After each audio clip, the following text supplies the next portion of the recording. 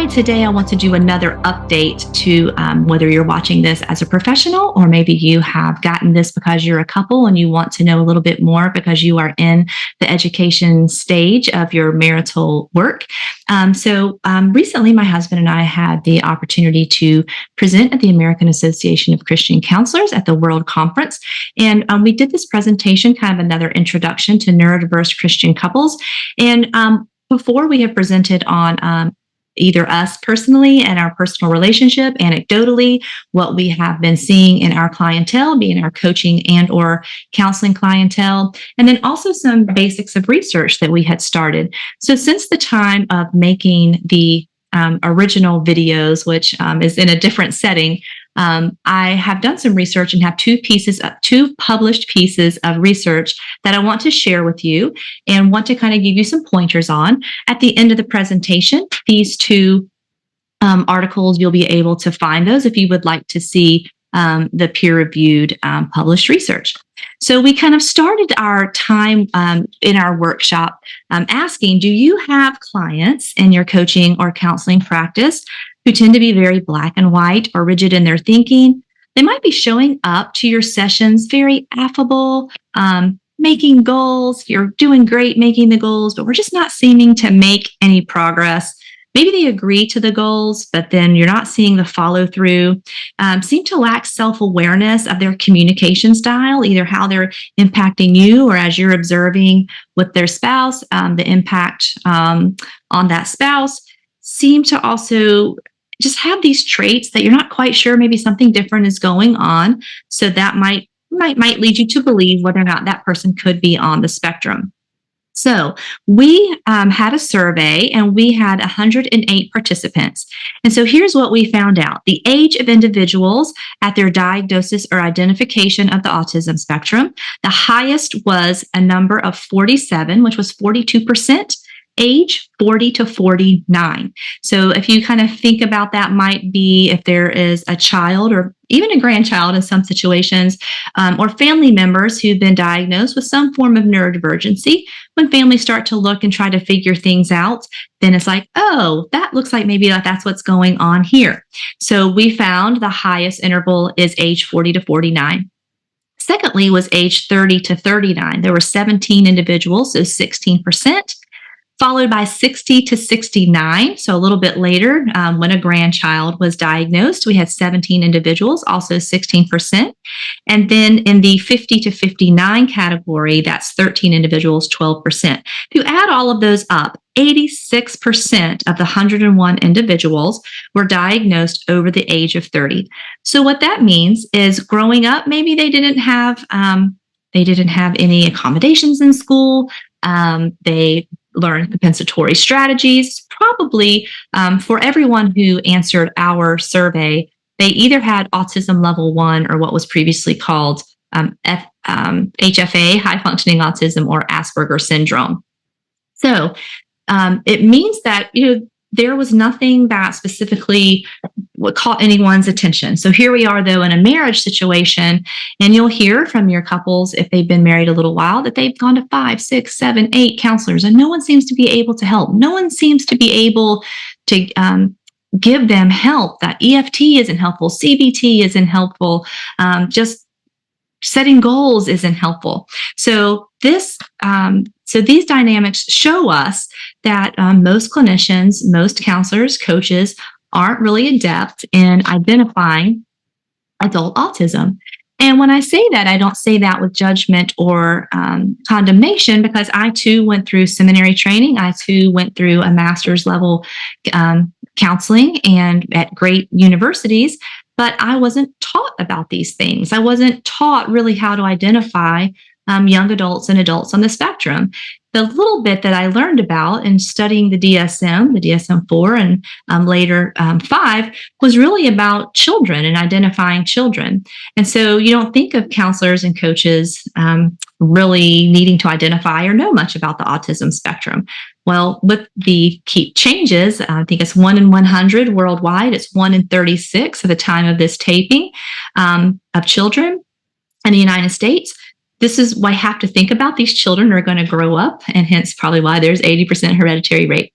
All right, we asked the people in our survey that did our research with us, what were the reasons given by professionals that were autism unaware who dismissed the possibility of you being on the spectrum? These were things that the professionals, the counselor, the coach, the chaplain, the pastor said. So these are myths. These are things that the person did not understand. You can't possibly, or your spouse can't possibly be on the spectrum because they have a friend. Well, they appear social to me. Well, they did get married. They're too successful at work. They're too smart, too intelligent. Well, we have Elon Musk and several other people who are highly intelligent, highly successful at work individuals who have come out recently as being on the spectrum. They maintain eye contact too well, right? So we've talked about that in another module. Could be faking it, could not enjoy eye contact. So we need to investigate that a little bit more. Gave a reason from their experience or some other stereotype around autism. Well, this person is too athletic, and I heard that people on the spectrum were clumsy. Well, I heard people on the spectrum are all sensory aversive, and this person doesn't seem to be sensory aversive. The professional or counselor did not believe in labels. This is one of my big pet peeves. Either saying we don't believe in labels or everyone is somewhere on the spectrum. I hate that phrase. I despise that phrase. One of my colleagues, Dr. Tony Atwood, would say everything that exists in autism does not exist outside the realm of human existence. It's a specific set of traits in the human existence that come together to form autism spectrum. So no, not everybody is on somewhere on the spectrum. And if you don't have a label or a proper diagnosis, then you're not going to be able to help the couple discover who they are and help them learn strategies that would be helpful to them. This person can't be on the spectrum because they're too well liked. This person can't be on the spectrum because their interest and passion is normal. It is not weird, not usual, or atypical. And then sometimes a weird feature. One individual said, well, you can't because you're too thin. And one said, you can't because you're too tall. So there's no look, there's no way autism looks or manifests in one physical presentation. So autism is not something that you can just identify with the naked eye. Diagnosis given prior to autism diagnosis. So of the 108 people that we interviewed and talked to, so 61 of them had no other prior diagnosis. But the most commonly misdiagnosed was a depressive disorder following ADHD or ADD or ADHD, and then anxiety disorders. And then it could also maybe someone had trauma or social phobia. So what tends to be happening then is maybe when that person was younger, maybe depression was more prominent, or ADD or ADHD was more prominent. I also learned in my research that prior to the DSM-5, you could not get both an ADHD and autism diagnosis. That was a rule out. So if someone maybe was presenting more, the ADHD or ADD symptomology was more prominent and was causing problems in school, then they probably got the ADHD over autism. So if you have a client that maybe was diagnosed with ADHD prior to the DSM coming out, it's always good to maybe look into, is it possibly co-occurring with autism? And then depression and mood disorders, be it depression or anxiety. Again, if the person's had mental health issues, which is different than autism, which is neurological, then that might have been, prevalent. So we see the highest co-occurring issues: depression, ADHD, anxiety, a trauma-related disorder, social phobia, learning disorders, learning challenges, and sometimes personality disorders, which if you'll kind of go back, you'll to another module, you'll see what I was talking about on those personality disorders. So you can imagine then, if you are working with individuals on the autism spectrum, that this co-occurring issue, in addition to autism, might make it hard to spot the autism. So again, Dr. Tony Atwood would say, very rarely do we find an individual who is autism pure, meaning autism is the only thing going on in that individual's life, while autism is not a mental health issue. Possibly waiting all the way till their adulthood until they're identified, there might be some other mental health issues, maybe because of misunderstandings or being bullied, or not really fully being appreciated in their family of origin, or not understood or excluded. So we might want to look at that. So one of the things that we found in our research, again, this was hopefully the link will be at the end if you want to look it up. Look up Dr. Stephanie C. Holmes. This is the Global Journal of Intellectual and Developmental Disabilities. But what we were really studying was marital satisfaction. Anecdotally, we had seen that there is a higher divorce rate in neurodiverse Christian couples. There's also a mismatch in satisfaction. So when we looked at happily married, we had of the people who were neurodivergent, someone on the spectrum, they had a satisfaction rate of about 20% of those who filled out the survey, whereas that was under 10%, somewhere around 6 or 7% for the neurotypical spouse. Satisfied more than dissatisfied. Again, a higher rate from the neurodivergent or autistic person, well into the 20s, almost 30%. Satisfied more than dissatisfied for the neurotypical or non-autistic partner was a little under 20. And so that might also be because maybe this couple was in therapy and they've been doing some of their therapeutic work. Satisfied or content, about 10% for those who are on the spectrum, closer to 5% for those who are not on the spectrum. I'm fine, but my spouse is not fine. That was about 10% of our neurodivergent population, and only one respondent who was a non-autistic spouse said that about their marriage. So do not feel satisfied or dissatisfied. That was about the same, 7 to 9% between the two. But again, you're going to now see the flip when we look at dissatisfied. We have about 12 to 15% of our neurodivergent individuals dissatisfied with the marriage, where we have 27% of those who are neurotypical who are dissatisfied with the marriage. When we asked about being very dissatisfied, we had around 30% of our non-autistic spouses filling that out, and about 10 to 12% of those who were on the spectrum. And then we asked about filing for divorce, and we saw that usually the person who files for divorce is the neurotypical or non-autistic spouse. So in our other presentation, we talked a little bit more about ASD, narcissism, both, but we're starting to learn a little bit more of what's called a PDA profile. In the clinical field, they're calling that pathological demand avoidance. The autism community prefers pervasive demand for autonomy. It's essentially the same thing. It's kind of adult version of oppositional defiant disorder. So the couple comes to counseling. They've agreed, we're going to focus on sharing some of the mental load. And so the husband agrees, I'm going to wash the dishes and I'm going to make sure I get the dishes done before bedtime. Would that be agreeable for you? Yes. I don't care what time you do it, just before we go to bed. That would be amazing.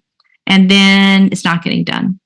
And then there's either excuse or a reason. Well, you're so controlling, you're demanding. I don't really remember agreeing to this whole dishwash thing. I did it 2 out of 7 days. Where's my gold star and pat on the back for doing that? Did you really mean 7 days? That seems crazy. You're unrealistic.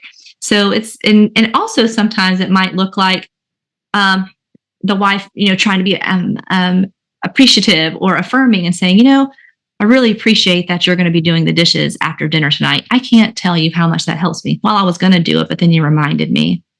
So now that you do it, it kind of feels like you're making me do it. So now I feel kind of less motivated to do it. That's kind of around that same kind of thoughts of that oppositional defiant. But in adult autism, you're going to see, if you look up PDA, that's what you might be dealing with. So in looking at all of this, we talked in another module about all of the different brain wiring issues. I talked about the frontal lobes. I talked about the corpus callosum. I talked about the amygdala. I talked about the hippocampus. But I have some new research that I found extremely exciting, and I want to update and share that with you. I was reading a book by Dr. Jim Wilder called Escaping Enemy Mode. And I was on page 44 of that book when he started reading about the different brain processes that pull anyone, whether you're neurodivergent or neurotypical, any person can go into enemy mode. And he has 3 different levels: simple enemy mode, simply I'm just not paying attention to what I'm doing and I hurt you. He calls it stupid enemy mode. I call it foolish enemy mode. But we kind of lose our cool. We say things and do things that later we regret and like, that wasn't my best self. And then intelligent or predatory enemy mode, which he finds with people who are sociopath or narcissists tend to do a lot. And that's like, I know what I'm doing. I want to win. I want you to lose. And I want everyone to know that I won and you lose. But as I was reading through his 4 different levels of how the brain works and getting someone getting into this enemy mode, I saw something called OFC, or the orbital prefrontal cortex. Why this was so exciting to me is in my own knowledge and understanding about the neuroscience of autism, all of the different places that he was talking about that drag someone into enemy mode are all the same spaces that are challenged or different neurologically wired in the autistic brain. So that made me kind of look up some articles. Like one, I found the orbital prefrontal cortex in autism. I found this article in the Journal of Child Neurology and Progress in Neuropsychopharmacology and Biological Psychiatry. And so this study was talking about MRI studies on brains of those on the autism spectrum, that there are compromises in the OFC, or orbital frontal cortex. Now, going back to Wilder's research, while the book does not talk about autism at all, it talks about that the OFC, or orbital frontal cortex, is a part of the brain that never loses the capacity to grow and develop. It is where we build joy. It is how we build relationships. And the circuit that is so important is the OFC amygdala circuit. If you've heard anything else I've done on autism, then you understand the amygdala is pretty important because it sizes up threats. And sometimes people on the spectrum are sizing up threats that aren't actually threats, or because of sensory dysregulation and how their nervous system is affected, might respond in a way in a fight, flight, or freeze situation based on how their bodies are taking in sensory information. So what was extremely hopeful to me is that this OFC can be trained. It doesn't mean that someone isn't autistic anymore or someone's cured of their autism. But if someone is really wanting to work on being more joyful and being more relational and interacting with other people, I found the work of Dr. Wilder very helpful in that. So the OFC is involved in multiple psychological functions, such as the emotional and cognitive processing, learning, and social behaviors. The orbital frontal amygdala circuit underlies several of the core features in social emotional processing, which is impacted by autism. So learning about the OFC and helping the couple see that there is hope. We can do some things that change some of the relational circuits in the brain. I found that to be very helpful. So I have some, the marital issues that are complicated by autism, emotional intimacy challenges, social skills differences and possibly deficits, mind blindness. We see this a lot in finances. One of the biggest arguments that we have kind of 2 broad categories. The person, I call him the dragon, who wants to guard the gold, who wants to save money, collect money. I've got money for everything I want to spend. It's my special interest, but we're not going to do vacation or frivolous things that you want or need, because if I don't deem it a want or need, we're not going to spend money on it. Or the person who's, again, might have a more ADHD autistic presentation, who can't seem to keep up with money, keep a job, understand how budgets and finances work. Both of those things are going to create huge problems in the marriage. Communication deficits and differences, again, looking at social pragmatic and semantics and the use of language, and then empathy, how it can be more cognitive instead of relational or compassionate. 2 other huge issues that are going to impact marriage are alexithymia and theory of mind. Alexithymia, the signs of difficulty identifying different types of feelings within myself.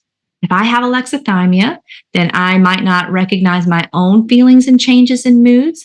I might not recognize yours or how to name your changes in moods. Many times the person on the spectrum will say, when I said that to my wife, they were angry. And she might say, I wasn't angry, I was disappointed. No, you were angry. I'm telling you, my feeling was I was disappointed. Well, it looked angry to me. So sometimes that judging or putting the label might not be accurate or correct, or taking in the information that the other person's saying, that's not what I was feeling. Here's what I was feeling. That's part of the alexithymia. Difficulty expressing and articulating feelings, difficulty recognizing the facial cues and body posture in another person, having more rigid imagination, have a very constricted style of thinking, and hypersensitive to physical sensations. This is why EFT alone does not work. I have spoken with many EFT counselors, and I have done some observations and some EFT training. And so EFT relies a lot on eye contact and gaze. It relies on a person being able to articulate their feelings. And in the workshop I attended, the individual said, well, if I can't get them to really understand their feelings, I'll try to get body sensations and try to bring them to their body.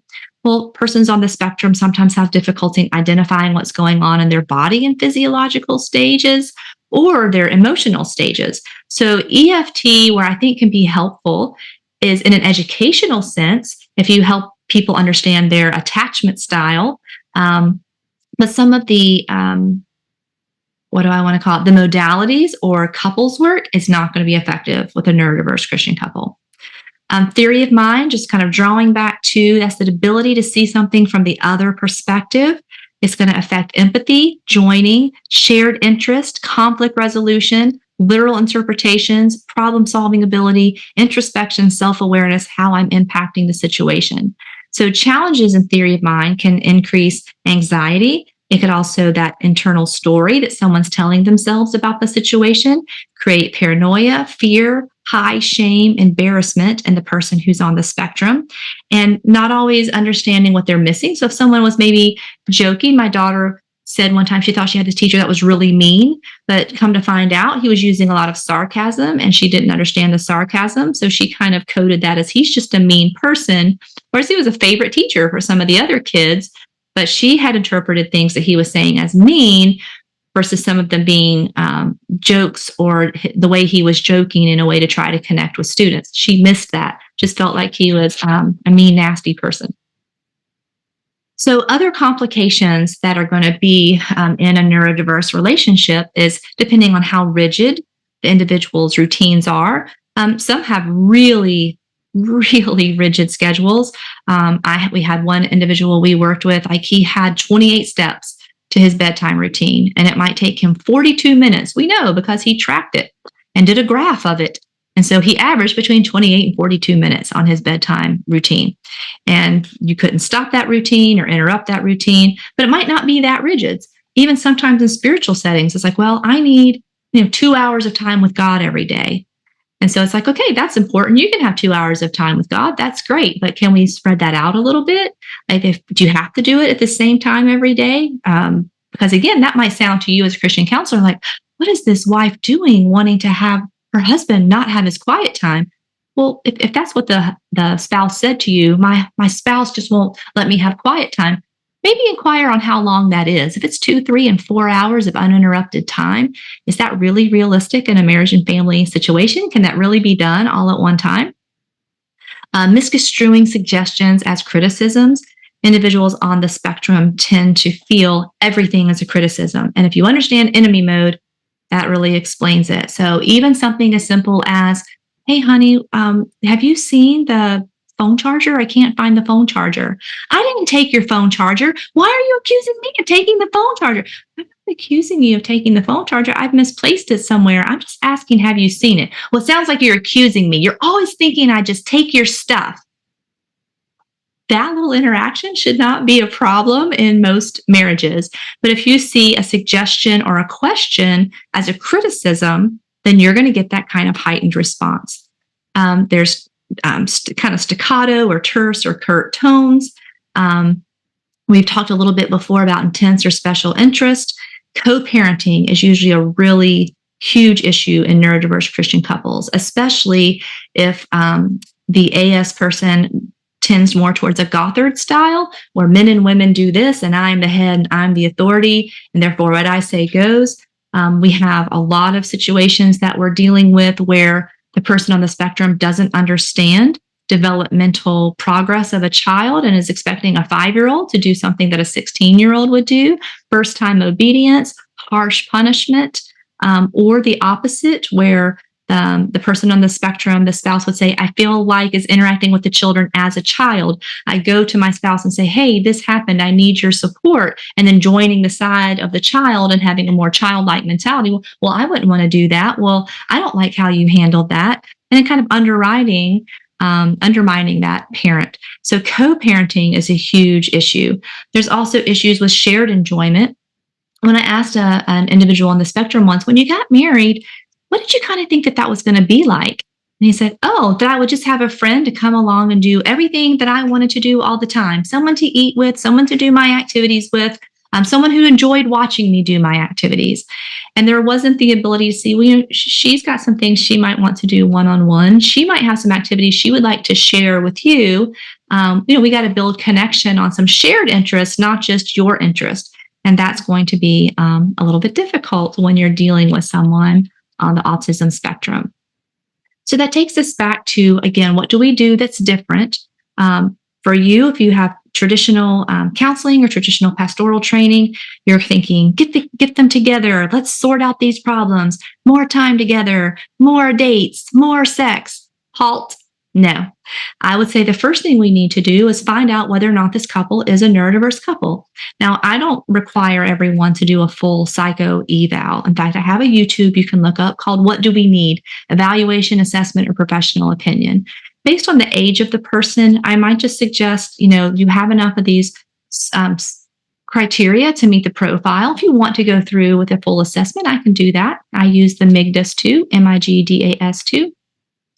But I really just want the couple to understand that some of the differences that they are experiencing is like two well-intentioned, good-hearted people, but we've got different neurologies, and we need to understand what that means, because that means we might have to change some expectations, change some of our assumptions, change how we're going to interact and do some things. So this first period, which could be 3 to 6 months, depending on the motivation of both partners, I want both to understand neurodiversity and autism, what it is, what it isn't.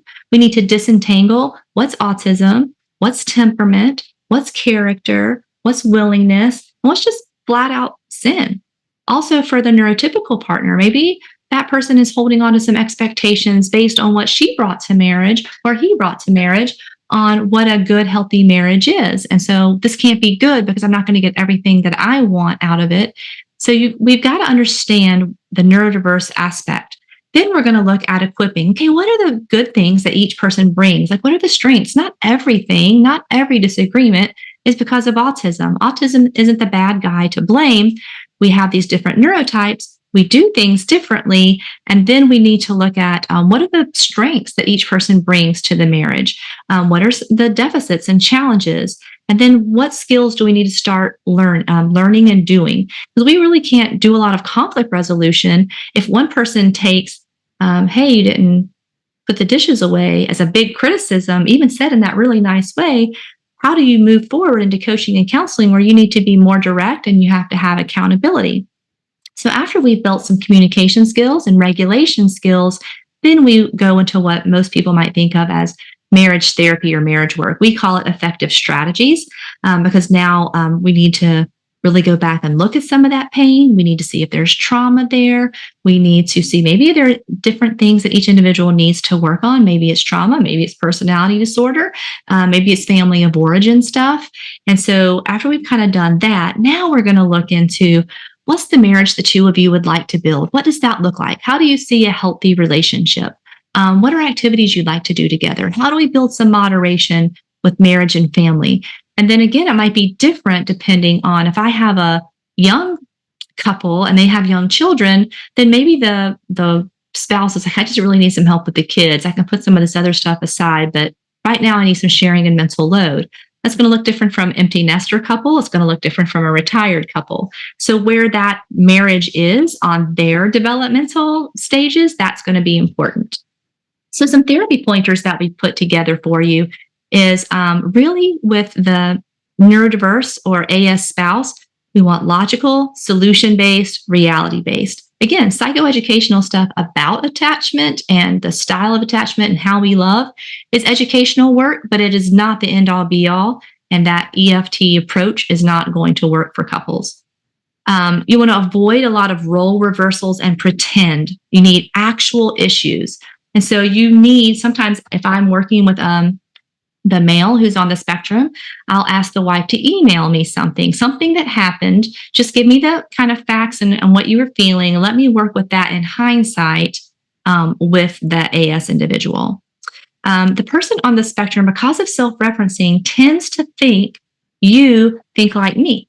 Or if I don't need or want vacation, or if I don't need or want alone time, or like decompression time, if I don't need or want, sitting together and talking time, you don't either. That's self-referencing. So helping this individual build some mindfulness and theory of mind skills. Also working with explaining consequences. So sometimes in the Christian realm, let's say the man would say, yeah, we're not having enough sex. That's the problem. She's withholding sex from me. But you talk to her and she's like, well, he doesn't talk to me all week. And then he shows up on Saturday and he wants sex. I'm not withholding. I'm just not connected. In fact, it feels like I'm a prostitute or something. It's awful. And I have to like dissociate to have sex. And so we got to talk about the consequences of those things. Instead of just, duty sex or working on sex or sex 3 times a week, it's like, well, what is the purpose of this intimacy? You're going to need to give her some emotional connection. And then when she feels emotionally connected, she's more likely to maybe have physical intimacy with you. So kind of the law of consequences and effects. And there might be entitlement around some of those things based on beliefs or teachings that they've received before. So you kind of have to disentangle some of those. We're going to learn new skills. Setting up practical guidelines. Let's say one individual I had, the goal that we set up was he was going to reach out to his wife 3 times a week at work, because her complaint was he goes to work and it's like the children and I are dead to him and he doesn't interact at all until we're back. And he would say, well, you call me out of the blue and it just discombobulates me. I can't handle it. I was like, okay, I can see that being interrupted at work, but can you reach out? Can you maybe call on your your lunch break, or maybe on another break, or just text and say, hey, how are y'all doing? I'm checking in. And he's like, yeah, I can do that. And I was like, okay, let's quantify it. Can we start with maybe 2 or 3 times a week? He's like, yeah, we could do that. Okay, so that seemed very simple, but felt like we had an objectable, measurable goal and all of that. But what I learned is he still wasn't doing it after several weeks. And this was because he was so schedule bound. He was getting caught in, well, I don't know. Do I do it at like 12 o'clock every day? And then that will look like it's 12 o'clock and that doesn't look like I'm meaning it, but I don't always have lunch at the same time. And so all of these things that were going on in his head was still keeping him from doing it, which was making her irate, because she's like, hey, we have this thing, we have an agreement. He's not doing it. He's not following through, and you're not making him follow through. But we had to step back and even break that down into further, like, what are the barriers to that? I think you're overthinking this, analysis paralysis. Let's talk about what that looks like. Let's break that down into smaller steps. And so that might be part of what you're dealing with when there is a lack of follow through in goals. Now, some pointers we would like for you to share with your neurotypical wives. They might use the term, I need to lower my expectations. If you think about, here's my expectations and I'm going to lower them, then I can't by definition ever be satisfied. So I have to change that mindset to, I need to change or adapt some of my expectations, because you can still have a healthy marriage with some different expectations. If they really need a lot of verbal platitudes, that's probably not going to happen. So we might have to grieve that and let that go. It's also very important. Some of the neurotypical spouses will want to do a character assassination or constantly blame autism or Asperger's. I hate this autism. I hate this Asperger's. I hate that you have it. You are never going to fulfill me. You never give me what I want. Using black and white language like that is going to be problematic, which isn't healthy in any relationship. Being able to communicate needs and desires in a succinct and articulate way. Sometimes it's very difficult for women to speak in a direct manner, especially maybe the church culture someone grew up in, or the Southern culture or Midwest culture where it's rude and you don't, do such a thing. But learning to be a little bit more direct, because if you're being subtle, I had one individual say, she said they had been to some workshop or something and the pastor's name was Pastor Romaine, and she wanted her husband to remember everything that Pastor Romaine said in the lesson. So she would put romaine lettuce in his lunch. And after a couple of weeks, she was furious. She's like, I've been putting romaine lettuce in your lunch. It's a new thing. Why aren't you getting it? You need to remember what Pastor Romaine said, like romaine lettuce. I don't think a neurotypical man would have caught on to that, but he certainly had no clue. And he was like, why am I getting lettuce in my lunch all of a sudden? Like, I'm not a rabbit. So that's being a little more direct and letting a person know what you need versus expecting, like, well, if he knew me or loved me, he would just figure it out. That is not going to happen in this situation. Trying to understand the motivation of what is said and done. So we talk a lot in counseling about the intention versus the impact.